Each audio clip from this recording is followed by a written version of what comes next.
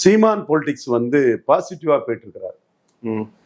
அவர் 1.1 இருந்து தான் உயர்ந்து வந்தார்.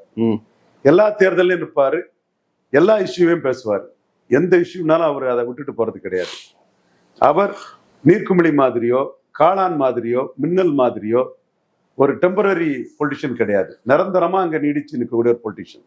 வேலுப்பிள்ளை பிரபாகரன் படம் முதலமைச்சர் நாற்காலிக்கு பின்னாடி இருக்கணும்ங்கிற சொல்லி வராரு.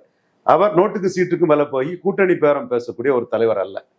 234 அனௌன்ஸ் பண்ணிட்டார். நான் இதை ஏன் திரும்ப திரும்ப சொல்றோம்னா, அவர் 234 நிற்பாருன்னு அடிச்சு ஆணித்தரமா தொடர்ந்து சொல்லிட்டு இருக்கிறவன் ரவீந்திர துரைசாமி ஒருத்தன் மட்டும்தான்.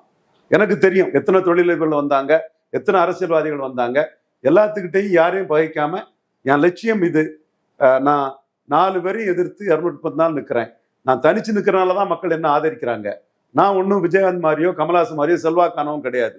அவங்க எடுத்த எடுப்புல 8 எடுத்தாங்க, 4 எடுத்தாங்க. நான் எடுத்த எடுப்புல எனக்கு 1 தான் கிடைச்சிது.